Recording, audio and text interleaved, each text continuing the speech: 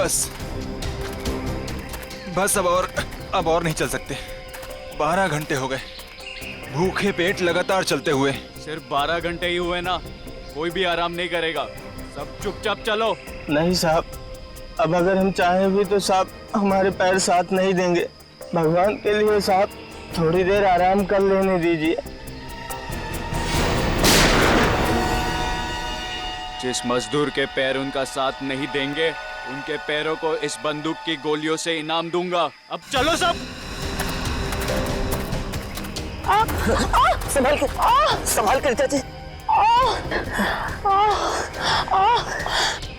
बच्चा खुद का ख्याल रख सकती है, तुम्हें इसकी चिंता करने की जरूरत नहीं है, समझे?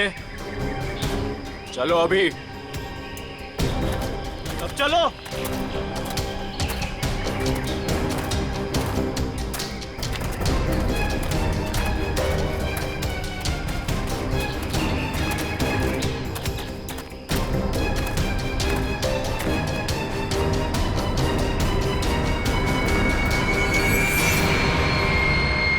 मिल गया।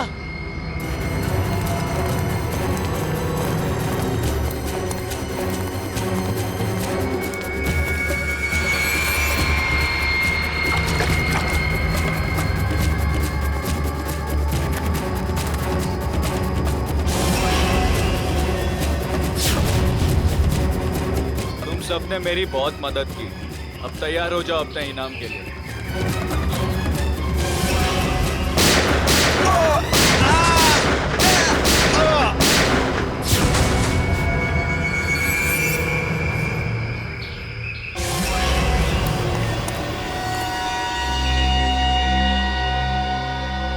रणबीर, क्या किया तुमने ये?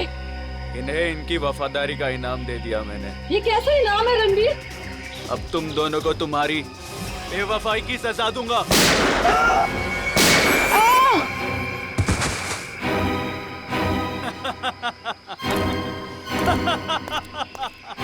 अब मैं अमर हो जाऊंगा।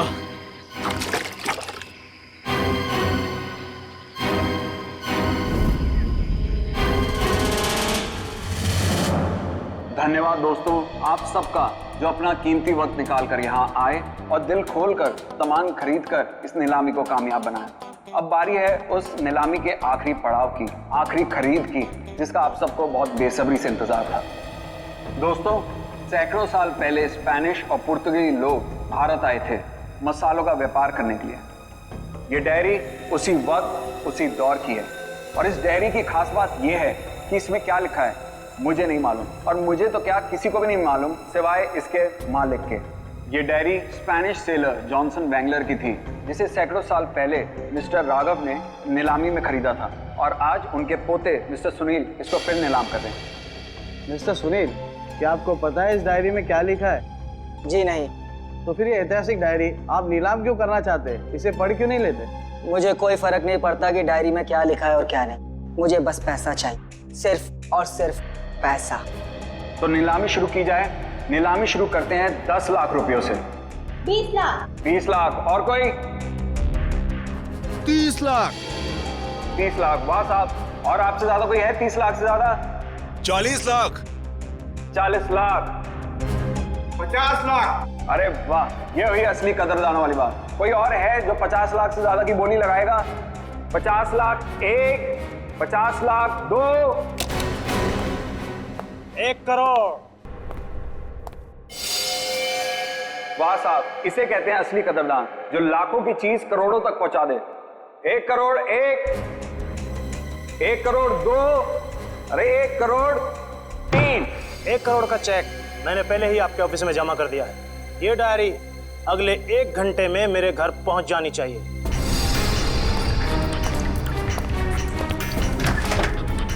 तो जानता नहीं तूने डायरी नहीं, अपनी मौत खरीदी है, मौत।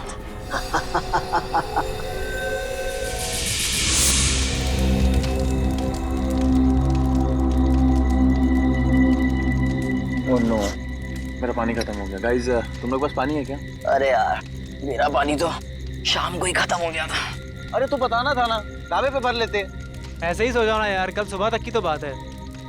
यार प्यासे रहता हूँ, मुझे डरावने सपने आते हैं। अनिकेत, ये डरावने सपने और प्यास का क्या कनेक्शन है भाई दवे? पता नहीं, पर मुझे पानी पीना है यार। तू सुधरेगा नहीं, सो जा। यार तुम लोग तीनों के तीनों कुंभकर्ण।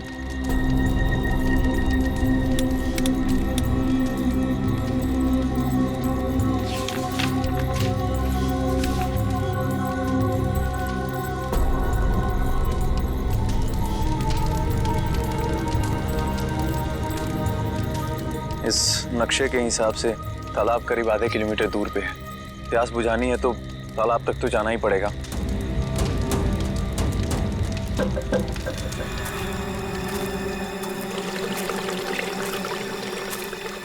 ये पानी की आवाज आ रही है, लगता है तालाब कहीं आसपास में ही है। और ये नक्शा भी यही बता रहा है कि तालाब पास में है।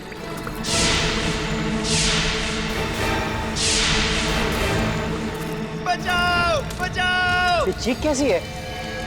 अरे ये अनिकेत कहाँ चला गया? कहीं ये उसी की चीख तो नहीं?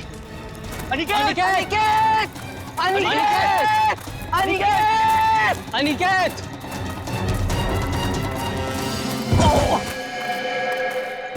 अनिकेत! कहीं ये मर गया। क्या? कौन है? ये कौन मारा है? भागो भागो भागो भागो यार भागो!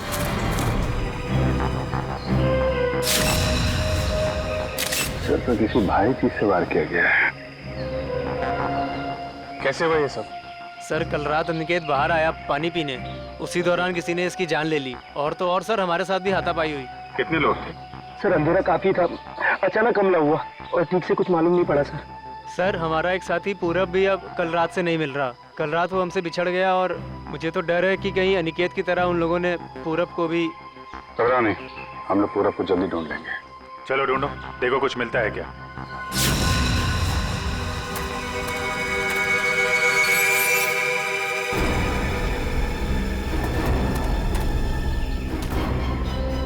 सर सर जल्दी आइए।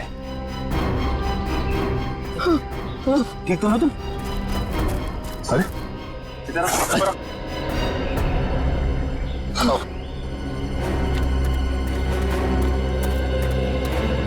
Sunil, yes sir. प्लीज इधर आइए। पूरब तू ठीक तो है ना? आप लोग ये बताइए कि किसी पे शक है आप लोगों को? सर शायद ये उस बाइक वाले का काम है। बाइक वाला? कौन कौन बाइक वाला? सर वही बाइक वाला जिसने कल शाम हम सबको धमकी दी थी। कल की बात याद है तुम लोगों को? ये सबसे ज्यादा पंगे करता है। ये कौन है? क्या बात है बॉस, कुछ चाहिए क्या? हाँ चाहिए, मुझे चाहिए कि तुम सब लोग सुरक्षित रहो। सुरक्षित? ये इलाका बहुत खतरनाक है, अपने अपने घर लौट जाओ, उसी में तुम सबकी भलाई है। वो हमें धमकी दे रहा है। धमकी समझो, विनती समझो या फिर चेतावनी, जो समझना है समझ लो। मेरा फर्ज था तुम्हें सचेत करना, जो मैंने कर दिया। अब अगर मौत के मुंह में जाने का इतना ही शौक है तो खुशी से जाओ। सर शायद वो 100 किलोमीटर से हमारा पीछा कर रहा था और जिस ढाबे पे हम लोग रुके थे सर वो भी वही रुका था। और उस आदमी का चेहरा नहीं याद है आप लोगों को? नहीं सर, उसने एक पल के लिए भी हमारे सामने हेलमेट नहीं उतारा। ढाबे में खाना खाते समय तो हेलमेट निकाला होगा ना? ढाबे वाले से पता करो, देखो शायद उसे कुछ याद हो। ठीक है, तुम साथ में।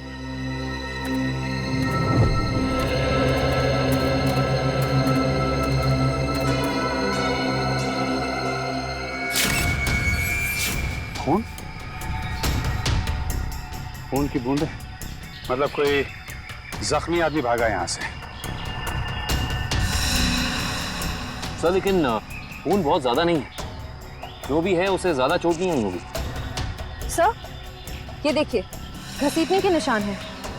मतलब उन दोस्तों के अलावा कोई और आदमी भी था जिसको उन मुजरिमों ने मारा और फिर उसे घसीटते हुए यहाँ से ले गए। सर ये रास्ता तो सीधा मेन रोड की तरफ जाता है। इसका मतलब जो भी गुनहगार था उसे इस जंगल और रास्ते का पूरा ज्ञान था। हाँ, तभी तो रात के अंधेरे में भी यहाँ पहुँचने में कोई गलती नहीं की उन लोगों ने।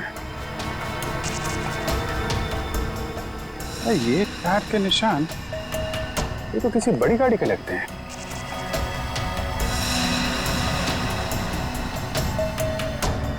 .8 इंच। सर ये तो लेस्कॉट गाड़ी के टायर लगते हैं, क्योंकि इतने चौड़े टायर उसी गाड़ी में होते हैं। मतलब वो मुजरिम कार में बैठ के भागे, फिर वो बाइक वाला? वो तो कार में बैठ के आया नहीं होगा, नहीं तो हेलमेट क्यों लगाता है।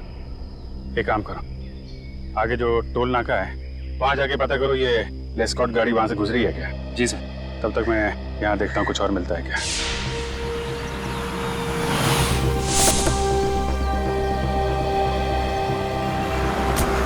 यही है वो ढाबा जहाँ मैं और मेरे दोस्त खाना खाने के लिए रुके थे।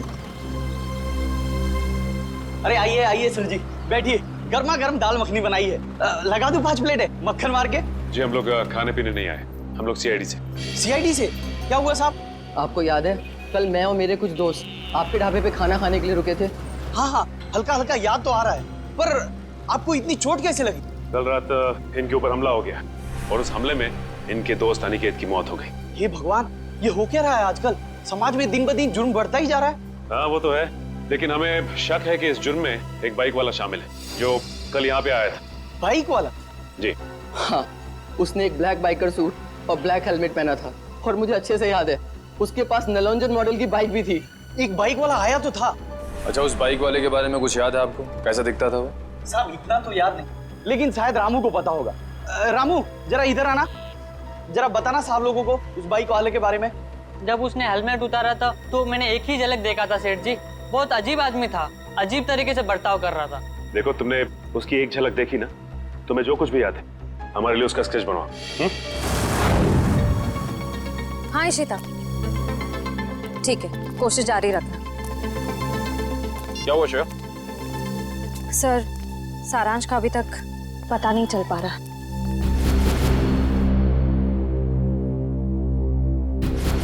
हमें सारांश जरूर मिल जाएगा। अगर वो गाड़ी इस रास्ते से गई है तो इस टोल नाके से जरूर गुजरी होगी। सही कह रहे हैं। अरे भाई साहब, यहाँ कल रात में 3 बजे के आसपास कोई लेस्कॉट गाड़ी निकली है यहाँ से? पता नहीं सर, मेरी तो दिन की शिफ्ट होती है, रात की शिफ्ट वाला शाम को आएगा। भाई साहब, ये जो सीसीटीवी कैमरा लगा है ये तो 24 घंटे ऑन रहता है ना? जी हाँ सर। इसकी फुटेज देख सकते हैं सर आप? हम लोग सीआईडी से। हाँ हाँ, देख सकते हैं। आइए।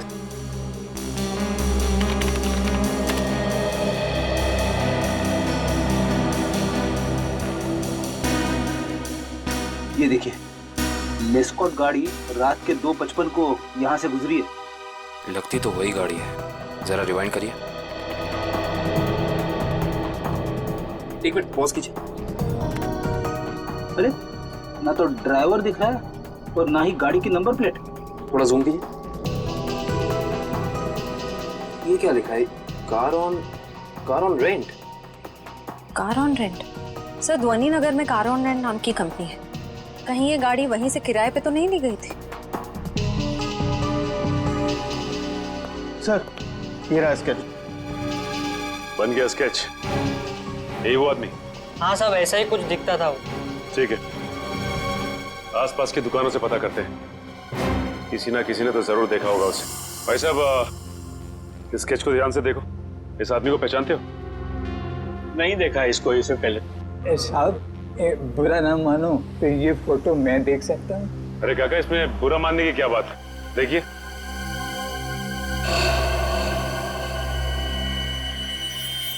ये कैसे हो सकता है?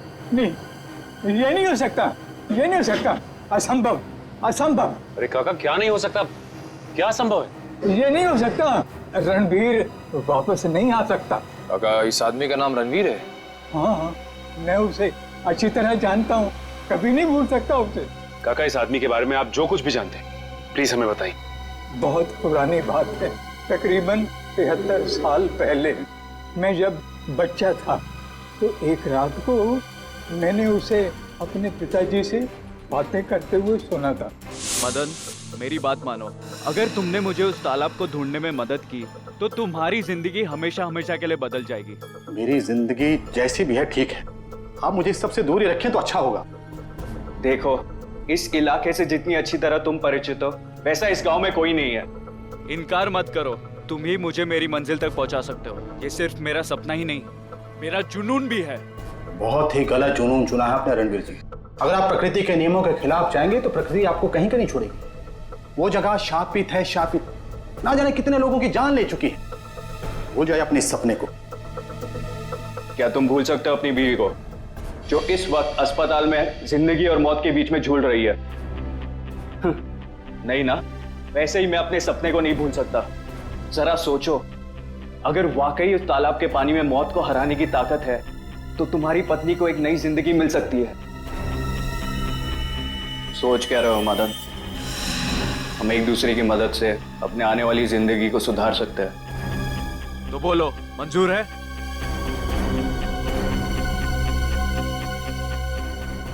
ये कैसे हो सकता है काका? आपके कहने के मुताबिक आज से 73 साल पहले यानी कि 1941 में ये आदमी जैसा दिखता था आज भी वैसा ही दिखता है।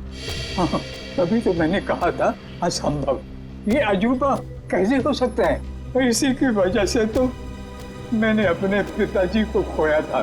इसकी वजह से आपने अपने पिता को खोया?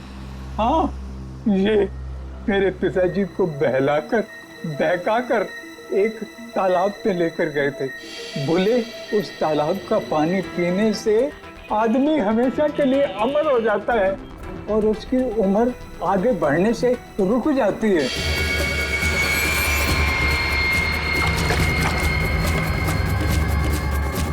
ये कैसा तालाब है काका? मेरे पिताजी तो वापस नहीं आए, शायद उससे वो चमत्कारी तालाब मिल गया होगा और उसी की वजह से आज तक 73 साल पहले जैसा अभी तक वैसे का वैसा ही दिखाई दे रहा है। काका ये कैसी बातें कर रहे हैं आप? ये सारी बातें किस्से कहानियों में होती हैं, असल जिंदगी में इनका कोई लेना देना नहीं, समझे? बिना आग के कभी धुआं नहीं उठता बेटा। तुम भले ही ना मानो, लेकिन उस तालाब के पानी में कोई शक्ति है जो मौत को भी पराजित कर सकती है। सर पूरा जंगल छान मारा लेकिन कोई सुराग नहीं मिला। एक मिनट वो देखो, ऐसा लगता है यहाँ हाल फिलहाल में ही खुदाई हुई है। तो देखो। Yes sir.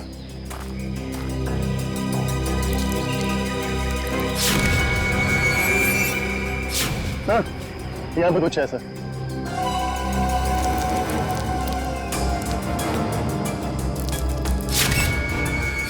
माय गॉड, ये तो सालों पुराना कंकाल लगता है।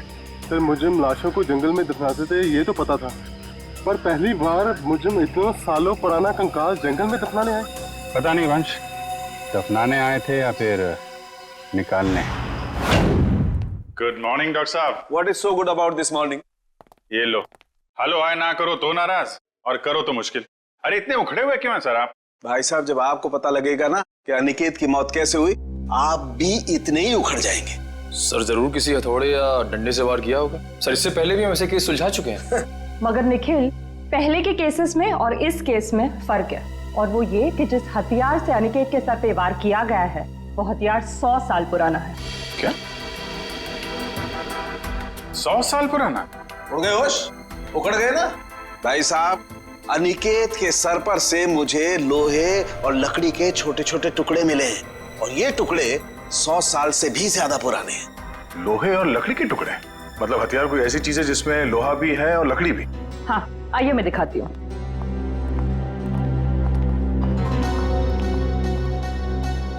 ये देखिए, कुछ इस तरह। मगर सर इतना पुराना हथियार खूनी के हाथ लगा कहाँ से? शायद दादा परदादा के जमाने से घर पे रखा होगा, अब निकाला है काम के लिए। और अगर मैं कहूं कि ये कंकाल जो आप लोग लेके आए हैं, ये कंकाल भी 100 साल से ज्यादा पुराना है, तो मतलब कितना पुराना है ये कंकाल? जिस तरह वो हथियार 100 साल पुराना है, ठीक उसी तरह ये कंकाल भी 100 साल पुराना है। मतलब ये मरने वाला भी अंग्रेजों के जमाने का है? अंग्रेजों के जमाने का नहीं है, अंग्रेज ही है। जी हाँ, इसकी हड्डियां हमें ये बताती हैं कि ये शख्स कोई यूरोपियन है, एशियन नहीं है। 100 साल पुराना हथियार और 100 साल पुराना मुर्दा, वो भी विदेशी। आज के जमाने में किसी को इसमें क्या दिलचस्पी हो सकती है? इस फोटो को ध्यान से देखिए। ये सफेद रंग की लेस्कॉट गाड़ी आप ही के यहाँ से किराए पे ली गई थी? माफ कीजिए सर, इस फोटो में कार की नंबर प्लेट नहीं दिख रही है, इसलिए बता पाना मुश्किल है कि कार किसने किराए पर ली थी। अरे भाई कमाल करते हैं आप, है तो आप ही की कंपनी की गाड़ी ना, नंबर प्लेट ना सही कुछ और देख के पहचान लीजिए। सर 100 से ज्यादा गाड़ियां हैं हमारी कंपनी में और इसी मॉडल इसी रंग की करीब 20 गाड़ियां हैं। सर इस तरह बता पाना मुमकिन नहीं है। तो आप एक काम कीजिए, आप हमें ये बताइए कि ऐसी सफेद रंग की लेस्कॉट गाड़ी कितने लोगों ने पिछले एक हफ्ते में किराए पे ली है यहाँ से? 1 मिनट सर।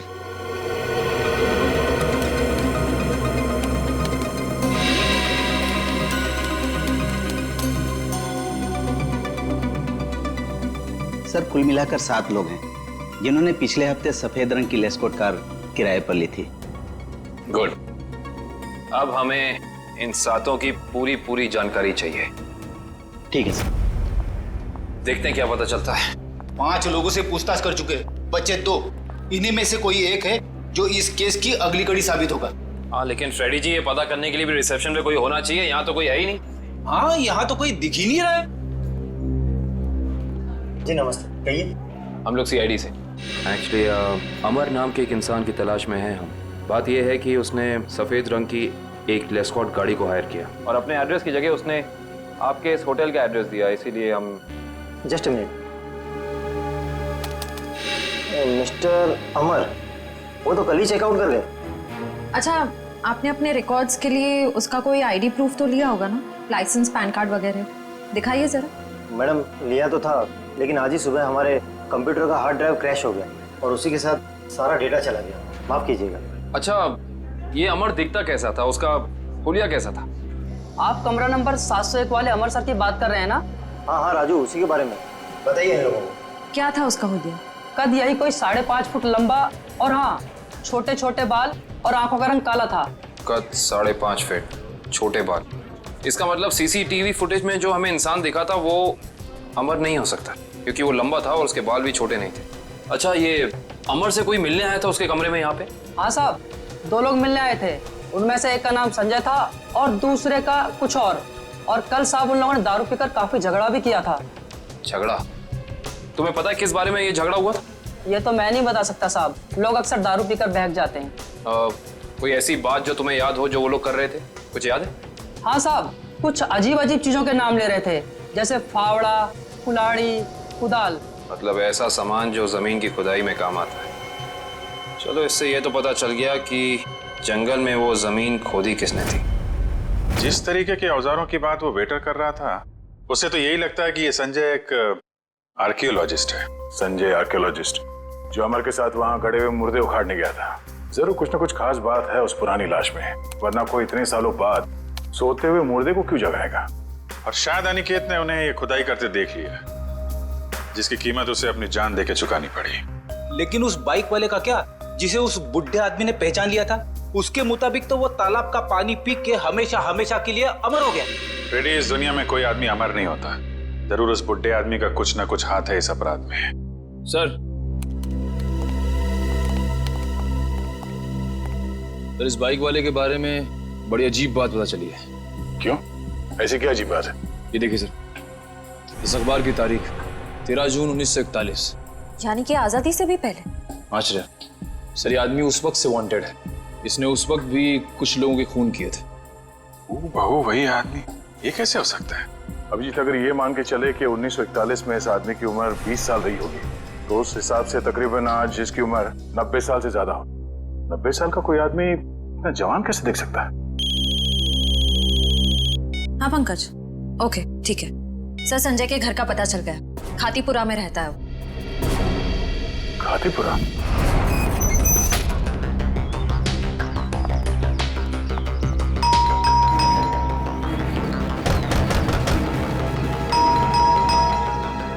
लगता है संजय को हमारे यहाँ आने की खबर लग गई होगी, इसीलिए भाग गया होगा। भाग कर जाएगा कहाँ?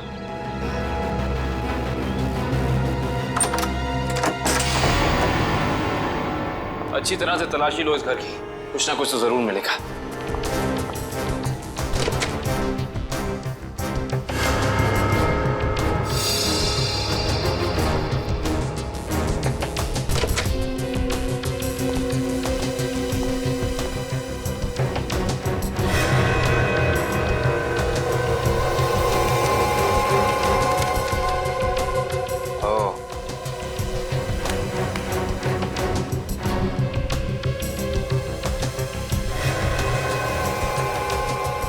सर, आश्रया, सर ये देखिए संजय का पासपोर्ट, इस पे काफी सारे देशों के वीजाज लगे हैं। तो लगता है इस भाई साहब को सैर सपाटे का बहुत शौक था।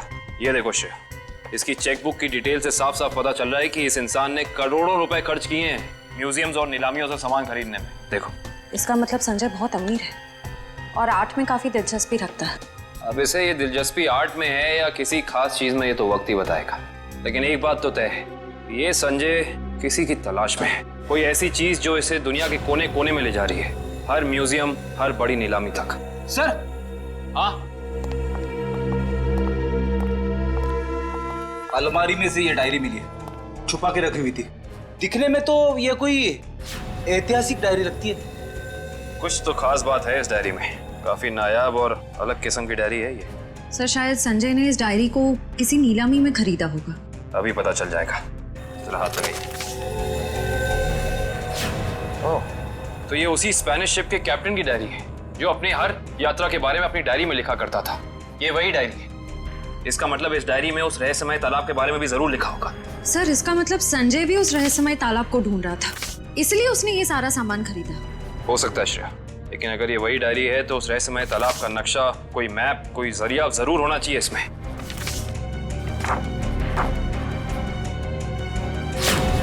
कमाल है, इस डायरी में तो ऐसा कुछ भी नहीं है, कोई नक्शा, कोई जरिया, कोई रास्ता, कुछ नहीं। लेकिन इससे एक बात तो तय हो गई कि इस रहस्यमय तालाब को ढूंढने में दोनों अमर और संजय साथ मिलकर काम कर रहे थे। इसका मतलब हमें इस कमरे में कुछ ना कुछ जरूर मिलेगा। छानबीन करो।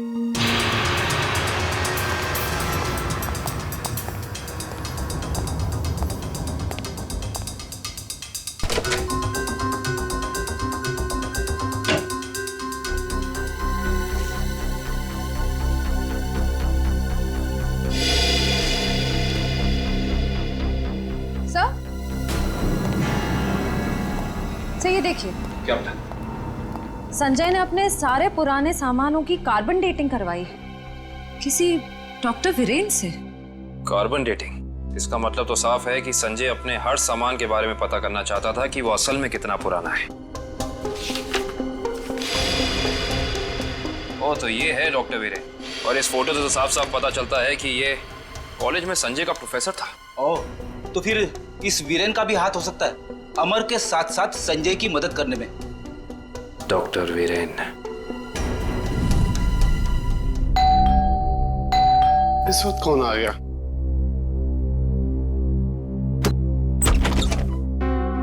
आप लोग? हम लोग सीआईडी से, डॉक्टर वीरेन से मिलना है। अभी बुलाता हूं सर। आप लोग बैंक से आए ना? नहीं साहब, ये सीआईडी से आए सर। सीआईडी? इसे पहचानते हैं आप? जी नहीं। किसने मारा इसे? हमें पता होता तो अब तक मुजरिम सलाखों के पीछे होता। देखिए, मैं इस मामले में आपकी कोई मदद नहीं कर सकता। चलिए, इस मामले में ना सही, लेकिन किसी और मामले में हमारी मदद कर दीजिए। मैं कुछ समझा नहीं। मैं समझाता हूँ। आप हमें उस रहस्यमय तालाब के बारे में बताइए जिसका पानी पीकर इंसान कभी मरता नहीं है, जवान रहता है, अमर हो जाता है। ये क्या मजाक कर रहे हैं आप? अगर ऐसा कोई तालाब होता तो दुनिया में मौत नाम की चीज ही नहीं होती। कमाल करते हैं आप भी। हमें तो लगा कि आपके स्टूडेंट संजय ने आपको सब कुछ बताया होगा, लेकिन उसने आपको तालाब के बारे में कुछ नहीं बताया लगता है। संजय? तो आप संजय को जानते हैं? सिर्फ जानते ही नहीं, उसके घर होकर आ रहे हैं, जहाँ हमें पता चला है कि वो अपनी हर पुरानी चीज की कार्बन डेटिंग डॉक्टर वीरेन से कराता है, यानी कि आप। देखिए, संजय एक आर्कोलॉजिस्ट है और ये तो उसके एक काम का हिस्सा है। हिस्सा? हिस्से से याद आया कि आपके हिस्से की कॉफी ठंडी हो रही है डॉक्टर साहब, पी लीजिए। ठंडी कॉफी पीने में कोई मजा नहीं है। वैसे ये कॉफी का दूसरा कप किसके लिए? इस घर में और भी कोई है क्या? हाँ साहब, अभी भी। तुम जाओ। ये अभी मेरा दोस्त आया था, उसी का है। नहीं, आपके दोस्त का नाम संजय तो नहीं? देखिए वीरेन साहब, आप शक्ल से तो निहायत ही शरीफ इंसान लगते हैं। अब इस संजय की वजह से आपको जेल में जाकर चक्की पीसनी पड़े, हम में से किसी को भी अच्छा नहीं लगेगा। मैं वाकई नहीं जानता कि संजय कुछ गैर कानूनी काम कर रहा है। लेकिन अब तो पता चल गया ना, आपकी भलाई इसी में है कि जो कुछ भी है सच सच बता दो। देखिए, संजय को कुछ पोर्तुगली एक्सप्लोरर का सामान मिला था, उसमें लैटिन भाषा में कुछ लिखा हुआ था। उसका मतलब जानने के लिए वो मेरे पास आया था। इसका मतलब वो मुर्दा उसी पुर्तगाली एक्सप्लोरर का होगा और उसी की सामान की तलाश में संजय जंगल में गया था। क्या लिखा था लैटिन भाषा में? उसमें एक गुफा का नाम लिखा था, सिनारी गुफा। शिनारी गुफा। अरे बाप रे! अरे बाप रे बाप! पूरी बॉडी बज रही है। यहाँ पे आके मैंने अपनी बहादुरी तो दिखा दी, अब बता भी देता हूँ, कुछ नहीं है यहाँ पे। चलिए वापस चलते। अरे रुकिए रुकिए रुकिए फ्रेडी जी, इतनी बहादुरी दिखाई है तो थोड़ी और दिखा दीजिए। सर हाँ सर। ये देखिए, अजीब निशान बने हुए हैं। अरे यहाँ पे भी है। हर दीवार पे। कहीं ये निशान उसी पुर्तगाली एक्सप्लोरर तो नहीं बनाए? ये निशान हमें उस तालाब तक पहुंचने का रास्ता दिखा रहे हैं शायद। अंदर चल के देखते हैं।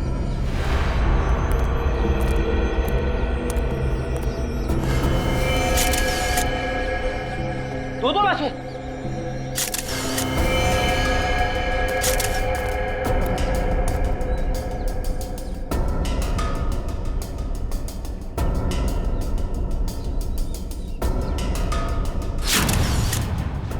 ये तो संजय।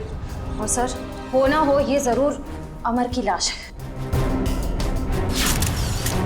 ये देखिए, होटल के वेटर ने हमें जो हुलिया दिया था, ये हूबहू वैसा ही है। लगता है ये दोनों यहाँ पे उस तालाब की तलाश में आए थे जिंदगी को अमर बनाने और बदले में मिली मौत। है कौन वो आदमी जो तालाब की खोज करने वाले लोगों का खून कर रहा है? जरूर कोई ऐसा है फ्रेडी जी जो नहीं चाहता कि उसके अलावा इस तालाब के बारे में किसी और को पता चले। सर, हो ना हो ये काम जरूर रणवीर का ही होगा, क्योंकि जब संजय खुदाई कर रहा था तब रणवीर भी वहां मौजूद था। सर, हाँ, यहाँ पे जूतों के निशान है। ये देखिए, अलग अलग जूतों के निशान दिख रहे हैं। कम से कम 5 लोगों के होंगे। सही कह रहे हैं आप। 2 तो अमर और संजय के होंगे, 1 रणवीर का, बाकी 2 निशान।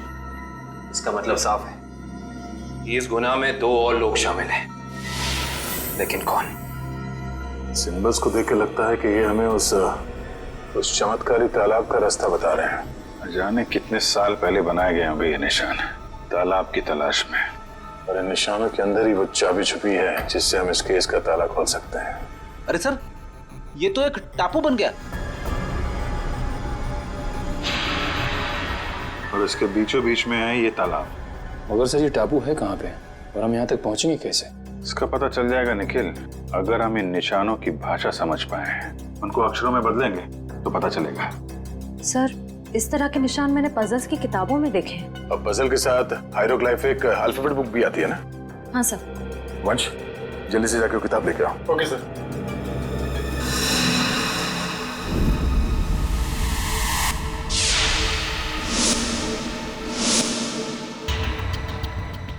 इस किताब में जो अक्षर दिए गए हैं उसके हिसाब से तो ये बन रहा है ANDAVIA, अंदाविया। अंदाविया? चलो जरा इंटरनेट पे चेक करो, अंदाविया टापू जैसी कोई जगह है क्या? सर, ये देखिए, ये अंदाविया नाम का टापू भारत के दक्षिणी दिशा में, यानी कि इंडियन ओशन में। मगर सर, यहाँ लिखा है कि ये टापू बिल्कुल खाली है, यहाँ कोई नहीं रहता। और इस टापू का मौसम और वातावरण रहने के अनुकूल नहीं है। अब समझ में आया कि किसी को ये चमत्कारी तालाब मिला कैसे नहीं। तो इस केस का अंत इस अंदाविया टापू में ही होगा।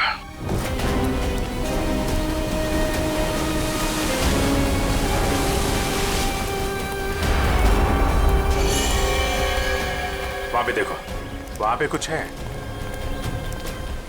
सर, लगता है किसी ने आग जला के कैंप फायर किया है। वही लोग होंगे जो तालाब की तलाश में यहाँ पे आए थे।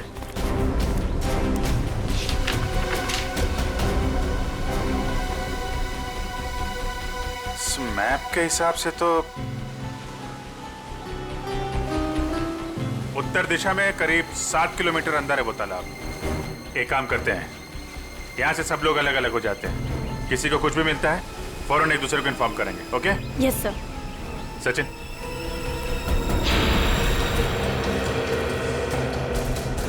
ये देखिए सर, जगह जगह पेड़ों पे कुल्हाड़ी के निशान। जो लोग तालाब की तलाश में इधर गए होंगे ना, उन लोगों ने लगाया होगा रास्ता पहचानने के लिए।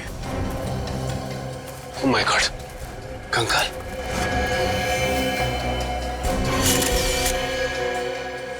न जाने कितने साल पुराना मुर्दा है ये।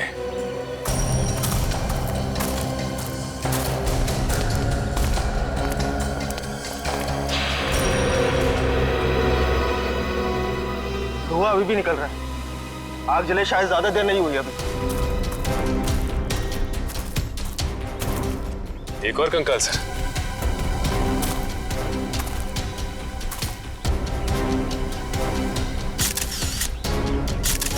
सर, जिंदगी देने वाले तालाब ने न जाने कितने लोगों की जानें ले ली है। जिंदगी तालाब नहीं ले रहा है सचिन, कोई इंसान ले रहा है जिसका कोई ना कोई राज जुड़ा है उस तालाब के साथ। और न जाने कितने कंकाल देखने को मिलेंगे। ये तो ट्रैप है, कोई आ रहा है।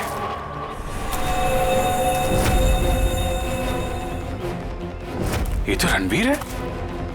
रणवीर,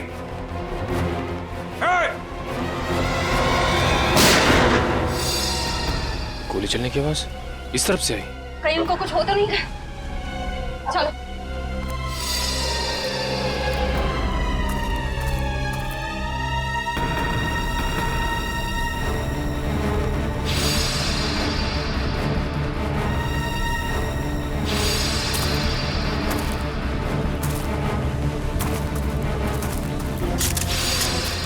घबराइए मत, मैं आप पे गोली नहीं, मैंने इस पे चलाई थी जो आपको मारना चाहता था। तुम रणवीर हो ना? रणवीर तो मेरे दादाजी का नाम था। मैं आकाश हूँ। आकाश, तुम्हारी शक्ल बिल्कुल तुम्हारे दादाजी से मिलती है। हाँ, ये बात पहले कई लोग बोल चुके हैं मुझे। मगर तुम अपने दादाजी की तरीके से चमत्कारी तालाब के चक्कर में कैसे पड़ गए? 2 महीने पहले मैं ये देश में भी नहीं था, यूएस में लॉ की पढ़ाई कर रहा था कि अचानक मेरी मुलाकात संजय से हुई। वो इस तालाब और मेरे परिवार के संबंधित कुछ जानकारी चाहता था। अच्छा, तो तुमने संजय को अपने दादाजी के बारे में बताया? हाँ, मगर मुझे कोई अंदाजा नहीं था कि ये तालाब कहाँ है। और संजय से बात करके मेरी उत्सुकता भी बढ़ गई। और इसलिए तुम इंडिया चले आए ताकि संजय पे नजर रख सको और उस तालाब तक पहुंच सको जिसके चक्कर में तुम्हारे दादाजी यहाँ आए थे। हाँ, और इस राज तक भी पहुंच सकूं कि मेरे दादाजी उस तालाब के तलाश से वापस लौटे क्यों नहीं। अच्छा, क्या संजय को वाकई लगता था कि उस तालाब में कोई चमत्कारी शक्ति? नहीं, वो चमत्कारी शक्ति के पीछे नहीं था सर, वो खजाने के पीछे था जो अंग्रेजों के जमाने से वहाँ पे दबा पड़ा है। किस खजाने की बात कर रहे तुम? सालों पहले स्पेन देश से एक ट्रेजर शिप आई थी इस टापू पर तालाब की तलाश में। अच्छा, उस शिप के कप्तान की डायरी संजय के घर से मिली थी ना? हाँ, उसी डायरी से उसे खजाने के बारे में पता चला और कुछ महीनों बाद वो शिप समुंदर में डूब गई। मगर शिप में जो खजाना था वो गोताखोरों को नीचे नहीं मिला। मतलब उस शिप के किसी आदमी ने शिप डूबने से पहले उस खजाने को यहीं इस टापू में कहीं छुपा दिया है।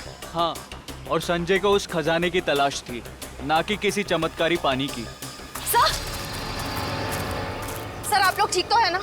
हाँ, हम लोग ठीक हैं। गोली की आवाज सुन के लगा कि कुछ खतरा है यहाँ पे। खतरा अभी टला नहीं है निखिल। कुछ लोग हैं यहाँ जो खजाने की तलाश में मरने मारने पे उतारू हो गए हैं। सर, तालाब तो मिल गया लेकिन ये तो सूखा हुआ है। लोगों को अमर बनाने वाला तालाब आज वही सूख गया है।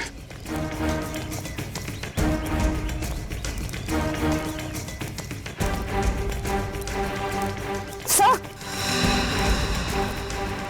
सोने का सिक्का? सोने का सिक्का? मतलब खजाना था यहाँ पे?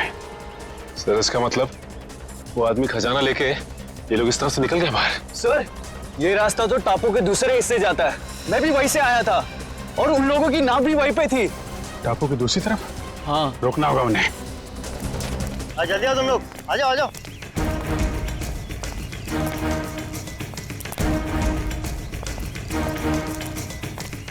बस बस बस, खजाना यहीं रख दो, बाकी की जिम्मेदारी सीआईडी की है।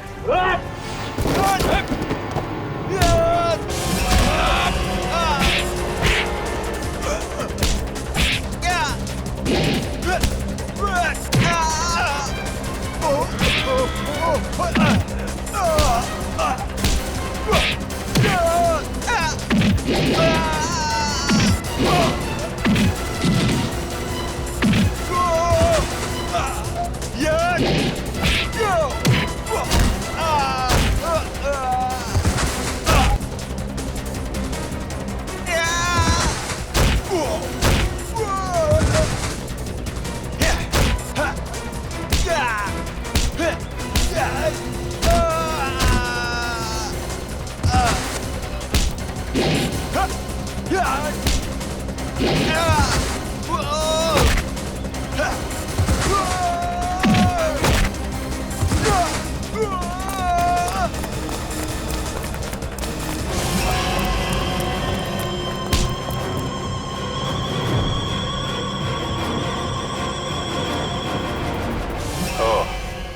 तो तुम हो इस खेल के खिलाड़ी।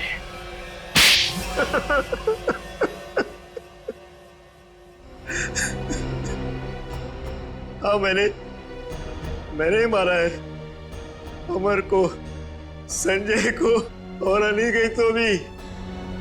मगर तुम्हें संजय और अमर के प्लान के बारे में पता कैसे चला? उस दिन जब होटल के बाहर में वो लोग बात कर रहे थे, मैंने उन दोनों की सारी बातें सुन ली थी। हम बहुत जल्द खजाने तक पहुंचने वाले हैं, फिर हम बेशुमार दौलत के मालिक हो जाएंगे।